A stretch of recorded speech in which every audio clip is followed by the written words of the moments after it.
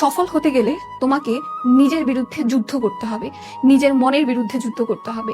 তো তোমাকে যদি এই মনের বিরুদ্ধে যুদ্ধ করার জন্য 3টা অস্ত্র দেওয়া হয়, সেই 3টা অস্ত্রের মধ্যে প্রথম অস্ত্র হবে সেলফ ডিসিপ্লিন, দ্বিতীয় অস্ত্র হবে সেলফ মোটিভেশন, তৃতীয় অস্ত্র হবে সেলফ ইমপ্রুভমেন্ট। তো আমরা যদি একটু সুন্দর করে এটাকে ব্যাখ্যা করি যে তুমি একটা নির্দিষ্ট লক্ষ্যে পৌঁছাইতে চাচ্ছ, একটা নির্দিষ্ট জিনিস তুমি অর্জন করতে চাচ্ছ, সেই জিনিসটা অর্জন করার জন্য অবশ্যই তোমাকে পরিশ্রম করতে হবে। এখন সারা দিন রাত 24 ঘন্টা পরিশ্রম করলেই কিন্তু হয় না, তোমাকে নিয়ম মেনে পরিশ্রম করতে হবে। তোমাকে বুঝতে হবে ওই জিনিসটা পাওয়ার জন্য আমার আসলেই কি লাগতেছে, আমি আসলেই কোন রাস্তা ধরে আগাবো, কোন রাস্তায় কতক্ষণ আমি হাঁটবো, কোন রাস্তার মধ্যে কিভাবে আমি হাঁটবো।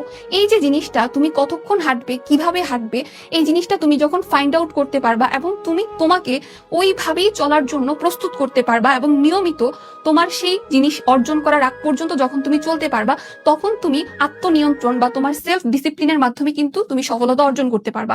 এটা কিন্তু অনেক কঠিন একটা বিষয়, এটা তুমি একদিনে চাইলেই কিন্তু পারবা না। এই জিনিসটা পারার জন্য তোমাকে লম্বা সময় প্র্যাকটিস করতে হবে।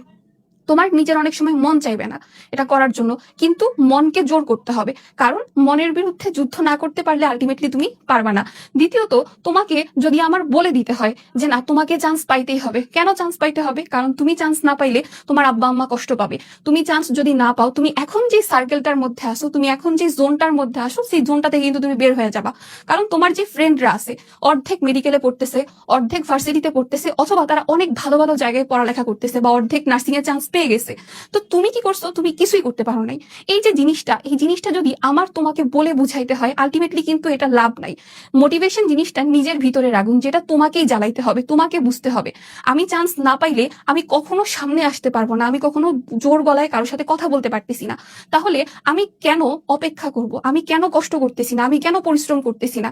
আমি কিসের লোভে আমি এখনো পর্যন্ত বসে আছি? এই জিনিসটা তোমাকে বুঝাইতে হবে নিজেকে, যে তুমি কষ্ট করো, তুমি নিজে যদি শুরু করতে না পারো তুমি হেরে যাবা।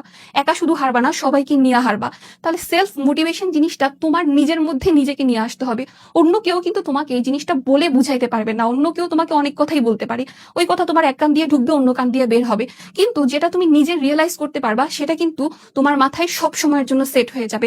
এখন তুমি একটা নিয়ম মেনে সবকিছু করতেছো, তুমি নিজেকে সবসময় চাঙ্গা রাখতেছো পড়ার জন্য। মনে করো তুমি 24 ঘন্টার মধ্যে 20 ঘন্টাই পড়তেছো।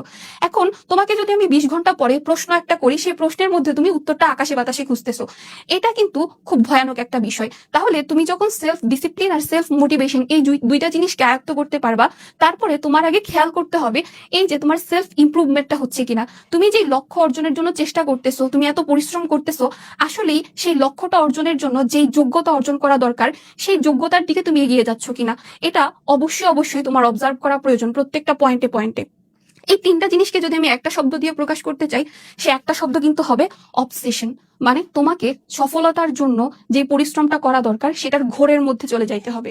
কারণ তুমি যদি এখন ঘোরের মধ্যে না ঢুকো, তুমি সেই পরিশ্রমটা করতে পাকে, সেই ঘোরের মধ্যে থেকে তোমাকে কাজ করতে হবে এবং তোমার ঘোরটা এমন সময় ভাঙাইতে হবে যে সময়টাতে তুমি সফল হয়ে গেছো।